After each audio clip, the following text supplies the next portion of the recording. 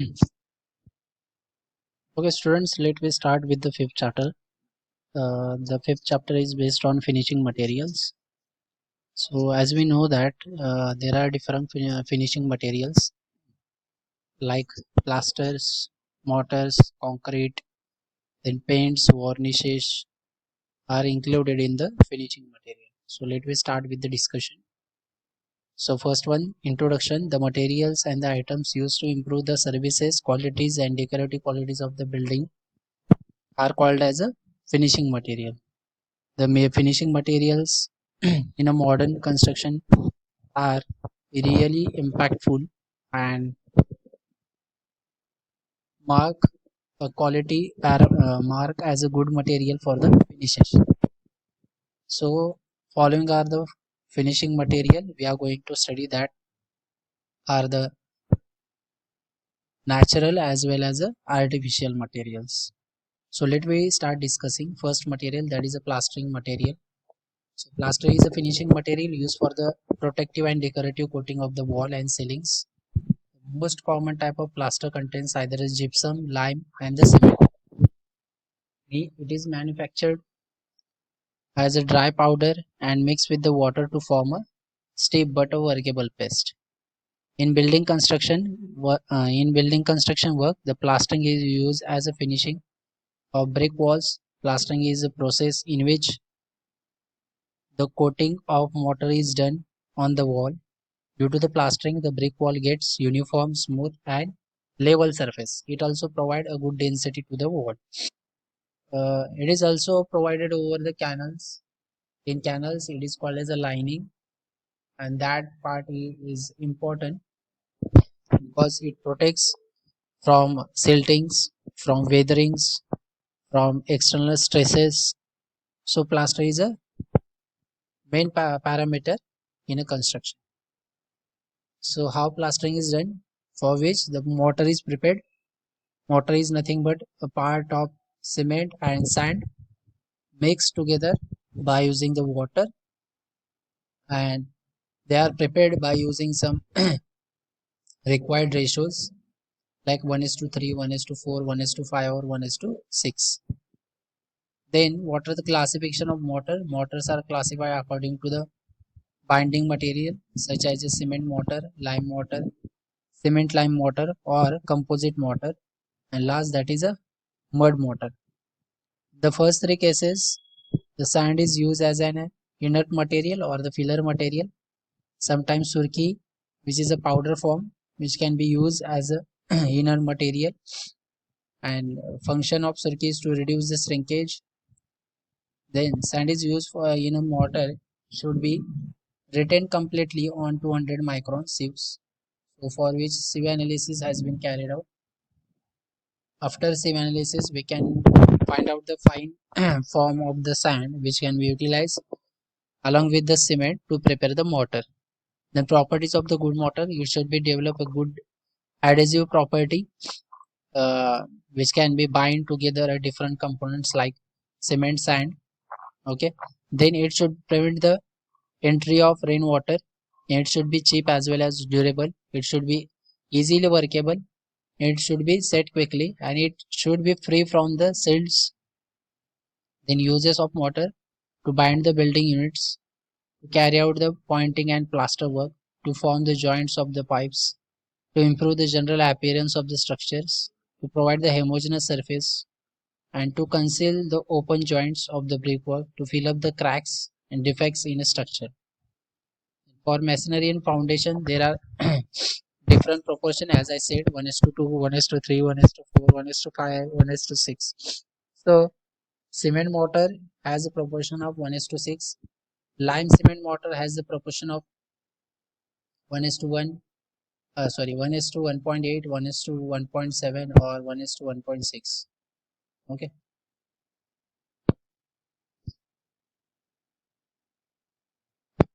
Then for masonry in a superstructure, sorry, having different ratios like 1 is to 1 is to 4, 8, then 1 is to 6, 1 is to 4, 1 is to 3. So these are the important parameters to control the cement mortar or the mortar proportions, because on which the workability, the strength parameter, the binding parameter is depends on. Then next, that is a lime mortar and its uses. It provides the breathing property. Lime was regarded as a material by the society for the protecting against the depletion of ancient buildings. This material lets the building to be vapor permeable, thus allowing it to breathe. This reduces the chances of trapped moisture and damage to the building. Second, renders the comfortable environment. So it absorbs the moisture by the lime and stabilizes the internal humidity. Then ecological benefits, the energy conservation than cement. Small scale production of lime is possible. Then protection of adjacent material. The porous texture of the lime handle the moisture movement without affecting the adjacent materials. Then durability is high. It provides good workability. It provides a beautiful finishes, and it is a self-healing. Having a self-healing property, it means the cracks develop can be automatically uh, reshaped or can be filled due to its property as lime having good binding property. That's why it is called as self-healing. The any movement of the building made of the lime and creates the micro cracks. Presence of moisture makes the tree line active, participate and heal these micro cracks. So micro cracks can be reshaped or refilled due to its property. Next one, that is masonry construction for uses of lime. Uses, first of all, it is used for the masonry construction for the uh, plastering or for retaining walls, load bearing walls. Masonry construction is provided. The next one, that is it is used for plastering purposes. Then it is used for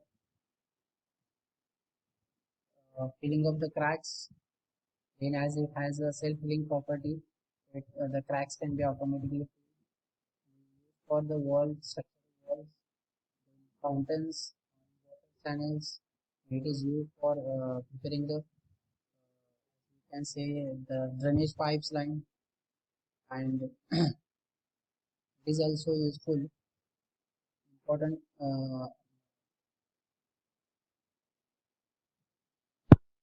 as it is generally used in brick masonry construction, stone masonry construction. It is used in furnaces and earths. It is good temperature resistance. It is also used in, as I said, in a drainage or drainage pipelines and all. So next material, that is cement mortar. In cement mortar, the cement is used as a building material. In this type, the cement and side is proportion with the 1:2 or 1:6. The proportion of cement with respect to the sand should be determined with due regard to the specified durability and working condition. Then surki can be used, but surki has a limitation that it has a more percentage of lime that will be produce more heat of hydration and will be result into the crack formation. That's why the surki cannot be utilized. The surki can be used in case of crack filling because it is fine. That's why we can utilize it. Then properties of the cement mortar: it is high, having high strength. It provides an impermeable surfaces. Then it has good waterproof quality. It has a high fire resistance. Its initial setting time should be more. Then uses are: it is used in construction of wall as a binding material. Then it is used for plastering of walls of bricks. It is used in construction of stone as well as a masonry in the plinth and foundation of the building. Then it is used in construction of coping. Then it is used for pointing work. So these are the advantages of cement mortar. In lime cement mortar, sometimes cement is added to the lime mortar. This process of addition of cement to the lime is known as gauging. The gauging process is useful to improve the quality of the lime mortar and also to achieve a early strength. In this type of mortar, the usual proportion of the cement to the lime is 1:6 to 1:8. The lime cement mortar may be used for bedding and for the thick brick walls. Then special mortars. The special purpose mortars, they are hydraulic insulating injection and acoustic and X-ray protection mortars. So these are advanced one. The hydraulic insulating mortars used for plastering surfaces of various vessels for liquid products. Then approximate composition of mortar are 1:25 to 1:3.5. The injection mortars or filling grout are injected to fill the channels in pre-stressed construction as well as in crack filling they are useful. Then next one, that is the acoustic mortar are utilized for making the soundproof plaster, Portland cement and Portland slag cements. Then X-ray protection mortars are utilized in plastering the walls and ceiling of X-ray rooms, as X-ray cannot be moved out from the room. So that's why in these cases the X-ray mortars are used. Then fire resistant mortar, these are used in fire bricks and lining furnaces, fireplaces and oven etc. Lightweight mortars are used should be used in a soundproof and heatproof constructions. So all these are the special types of mortars utilized in special conditions. Then plaster of Paris, that is known as a POP. They generally used in wall sealing, in plastering, in crack filling.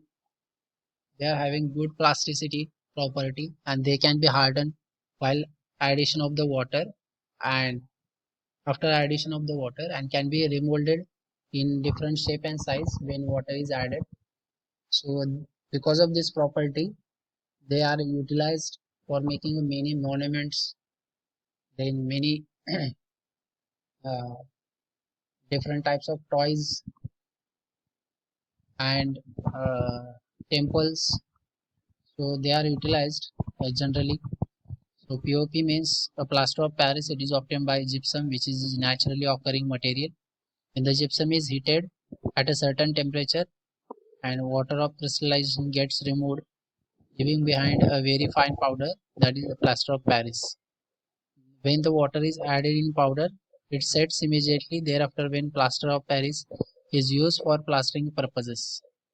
The setting time increased by adding the certain salts, some burns, ashes and fine sand. The dry mix of plaster of Paris and sand in prepared a platform, small quantity of the mixture is taken in the pan and then suitable quantity of water is added. That is the procedure of making.